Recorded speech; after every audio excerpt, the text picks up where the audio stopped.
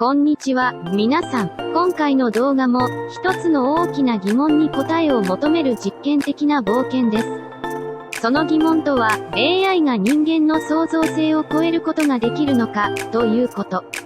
特筆すべき点として、この物語は AI によって独自に生成され、最初の簡単な指示以外人間による編集はしていません。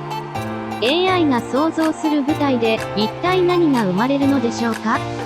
加藤健太という名の人物を通して AI がどれだけ複雑な人間の感情や運命を描き出せるのか一緒に見ていきましょう。皆さんもこの実験的な冒険に参加し AI と人間の創造性の限界に挑戦しませんか？それでは早速この興味深い実験を始めていきましょう。タイトル、現世転生加藤健太の新人生第1章驚きの事故。ショーの開始、加藤健太は東京の繁華街で生活していた。都会の喧騒、キラキラしたビルのライト、そしてプレッシャーに満ちた仕事環境。毎日、彼はリアルライフ RPG と冗談を言いながら無情にも増え続けるタスクを片付けていた。やれ、これを達成して次のレベルに行くんだと彼は自分自身に言い聞かせる。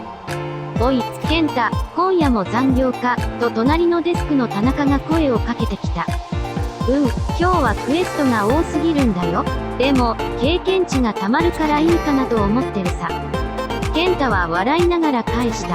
運命の出会い。その夜、健太は疲れ果ててオフィスを後にした。静かな道を歩きながら、突然何かが彼の前に飛び出してきた。間一髪で避けようとしたが、すぐに頭が真っ白になり、意識を失った。次に目が覚めた時、健太は何か違う場所にいることに気づいた。彼の周りには森が広がり、空は不自然に明るかった。そして、何よりも驚いたことは、彼が持っていたはずのスマホが、インベントリと名前を変え、突然目の前に現れたことだ。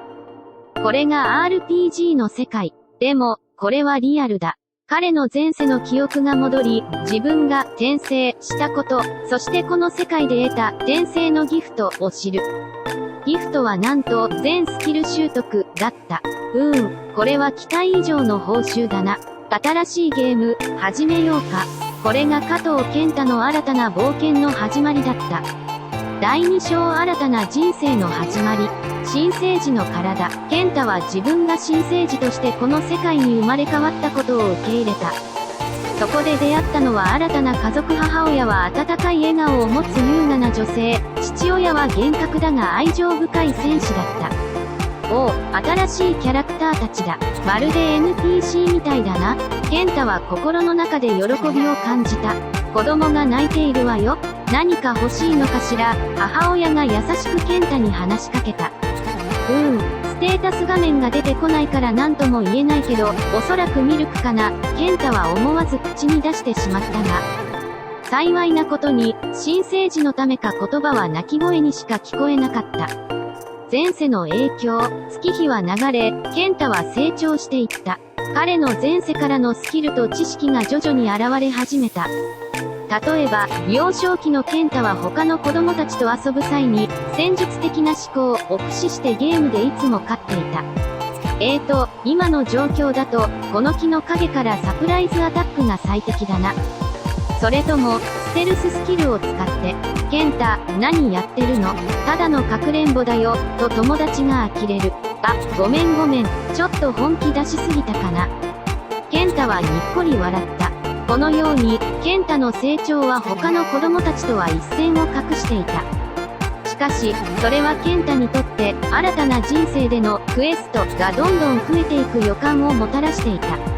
第3章社会への影響。学業での成功。年月が過ぎ、健太は学校で優秀な成績を収めた。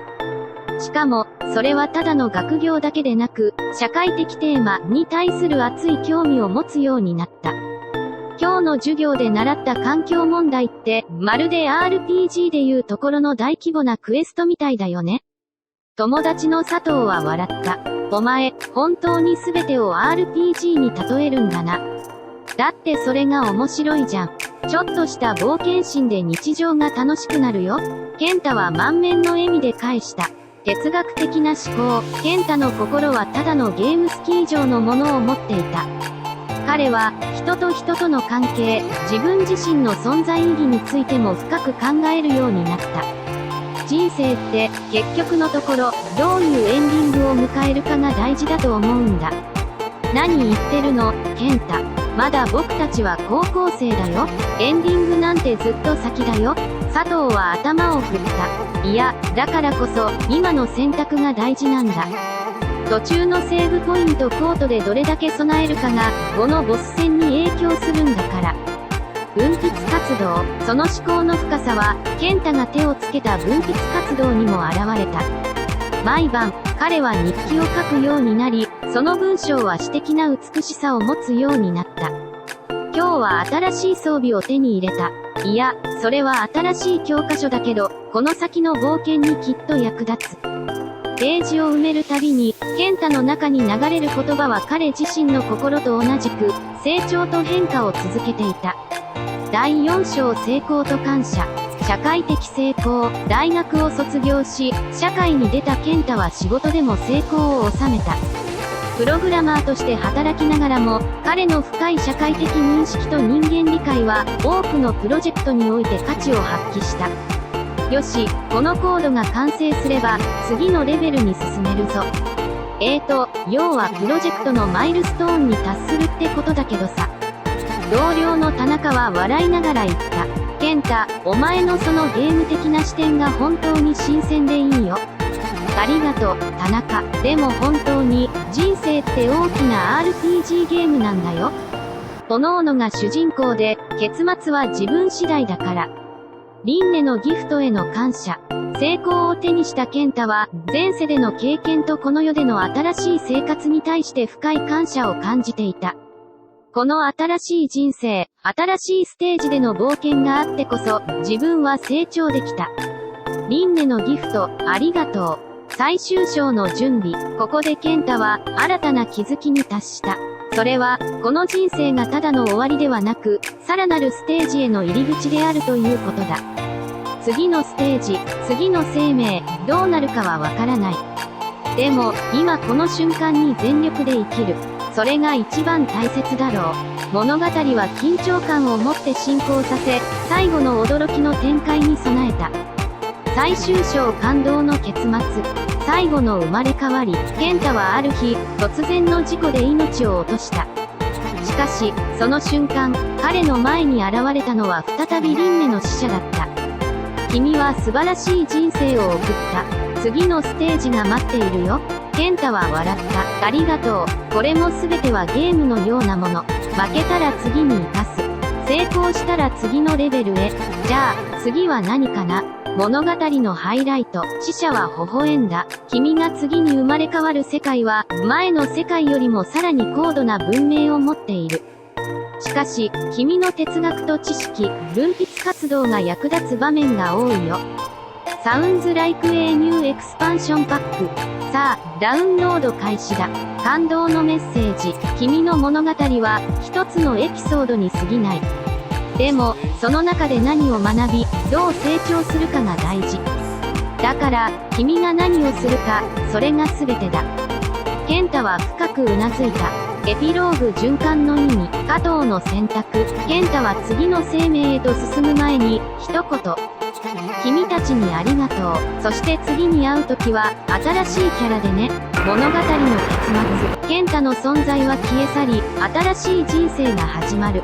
だがその心には、前世での経験と学び、そして何よりもその冒険心が燦々と続いている。さあ、新しいゲームが始まる。レディー、ゴー。皆さん、動画の最後までご覧いただき、ありがとうございます。さて、この実験的な冒険を通じて、AI が人間の創造性を超えることができたと思いますか？それとも、まだまだ、人間の方が優れていると感じたでしょうか？ご意見や感想はコメントでぜひお知らせください。そして、このような面白く、そして考えさせられるコンテンツが好きでしたら、ぜひともチャンネル登録と高評価をお願いします。次回も AI と人間の創造性、そして未来の可能性を探る別の興味深い実験をお届けします。お楽しみに。それでは皆さん、次回の動画でお会いしましょう。さようなら。